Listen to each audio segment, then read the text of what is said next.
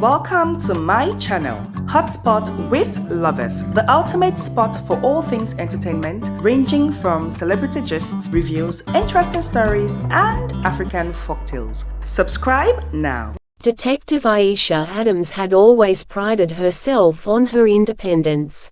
Years of working as a private investigator in a city like Lagos had taught her one thing: never trust anyone. Her sharp instincts, keen observation skills, and relentless determination had solved cases that even the police gave up on. But this case was different. The deeper she dug, the murkier the waters became, and her every lead pointed to a web of high-level corruption, hidden in layers of encrypted data. That's where he came in, Ola, the hacker. She'd heard whispers of him in underground circles, a digital phantom who could access any network, crack any code. Desperate for help, she tracked him down to a dimly lit cafe in a part of town most people avoided after dark. "I hear you're good at what you do," she said, sliding into the booth across from him. Ola looked up from his laptop, his eyes scanning her with practiced nonchalance. His appearance was far from what she expected. He was young, in his late 20s, and unassuming, dressed in a simple hoodie and jeans. But there was a sharpness in his gaze that told her he wasn't to be underestimated. "I get by," he replied, leaning back in his seat. "But you're not here to flatter me. What's the job?" Aisha glanced around the cafe before pulling a folder from her bag. "I need access to files that are protected by some of the tightest security protocols I've ever seen.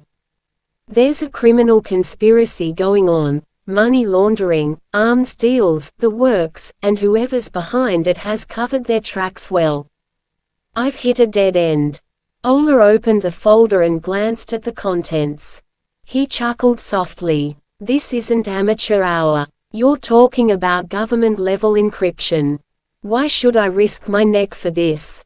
"Because I'm paying well," Aisha said, sliding a figure written on a piece of paper across the table. Ola's eyebrows raised slightly. "And because you hate corruption as much as I do."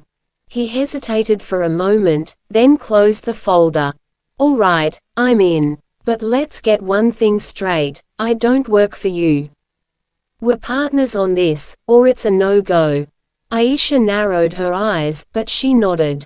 "Deal." The next few days were a whirlwind of covert meetings, encrypted communication, and dodging the watchful eyes of whoever was behind the conspiracy. Aisha and Ola worked side by side, their bond growing tighter as they uncovered more about the dark underbelly of Lagos. Aisha found herself impressed by Ola's skills. He moved through the digital world like a ghost, bypassing firewalls and tracing encrypted emails with ease. Every time she thought they'd hit a wall, Ola found a way around it. It wasn't long before they started making real progress. "The deeper we go, the more dangerous this gets," Ola said one evening as they worked from Aisha's makeshift office. "We're not just dealing with petty criminals here. This is a full-blown syndicate." Aisha nodded. "I know. But we're too close to stop now. There's something big happening. I can feel it." Ola glanced at her, his fingers hovering over the keyboard. "Just make sure you're ready for whatever comes next." As they delved deeper, they stumbled upon something shocking: evidence that implicated high-ranking government officials, business moguls, and even law enforcement. Every layer they peeled back revealed more players in the conspiracy. Their growing closeness didn't go unnoticed. Colleagues and informants began whispering about the nature of their partnership. Aisha, who had always maintained a professional distance in her line of work, found herself feeling conflicted. She couldn't deny the connection forming between them.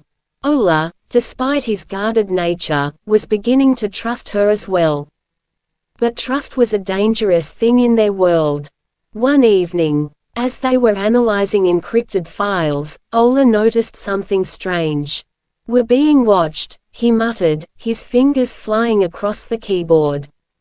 Aisha's heart skipped a beat.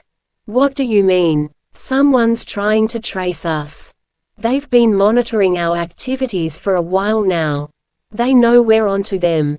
Aisha felt a chill run down her spine. Can you shake them? I can try, but we need to lay low for a while.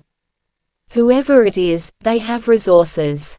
Suddenly, the door to the office burst open, and a figure stepped in. It was Femi, one of Aisha's informants. He looked shaken, his eyes darting between Aisha and Ola. You need to stop, Femi said, his voice urgent. There's talk going around that you two are getting too close to the truth. People are starting to ask questions. They think you're working together for reasons other than the case. Aisha's eyes narrowed. What do you mean? They think you're compromised, Femi said, lowering his voice. Your partnership, people are saying it's too personal. They think you're protecting each other, hiding things. Aisha exchanged a glance with Ola. The tension in the room was thick. We're just working the case, Aisha said firmly. That's all. Femi shook his head. That may be true, but in this line of work, perception is everything. If people believe you've gone rogue, they'll come after you. Ola stood up. Let them come. We're too close to the truth to back down now. With Femi's warning hanging over them, Aisha and Ola pushed forward, determined to crack the case. But the atmosphere between them had shifted. The unspoken bond they shared was now under scrutiny, and both of them felt the weight of suspicion. As they worked late into the night, a sense of urgency filled the air. They knew they had to act fast before their enemies made their move. Finally, after hours of work, Ola broke through the final layer of encryption. Got it, he said, pulling up a file that contained the names of the people behind the conspiracy. This is it. We have everything we need. But just as they were about to celebrate their victory, the power in the office went out.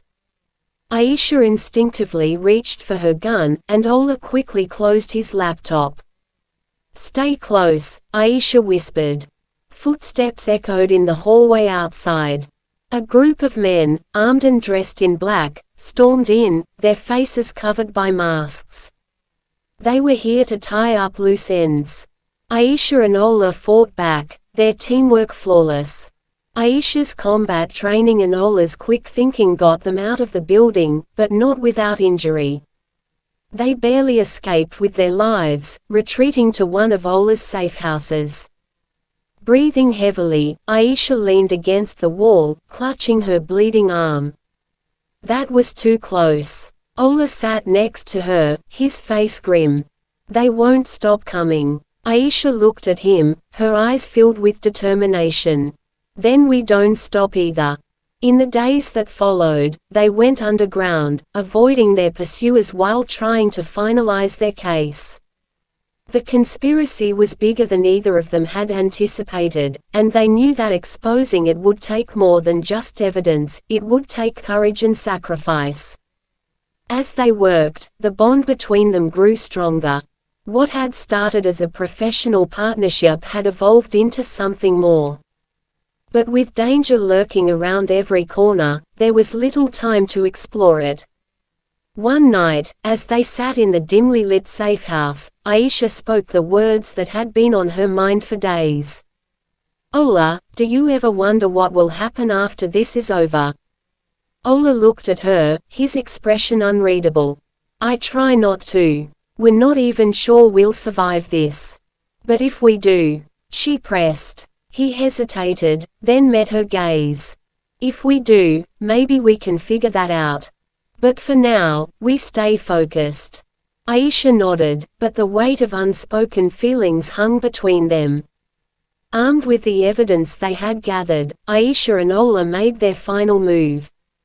They leaked the information to trusted media outlets and law enforcement officials not compromised by the syndicate. The fallout was immediate. High-profile arrests were made, and the conspiracy began to unravel. But their victory came at a cost. Ola had to disappear, his identity now known to too many dangerous people. Aisha, too, had to lay low for a while, the threat against her still looming. As they parted ways, Aisha couldn't shake the feeling that their story wasn't over. Their bond had been forged in the fire of danger and intrigue, and though they were walking separate paths for now, she knew they would meet again. And when they did, they would finally face the truth about what they had become to each other.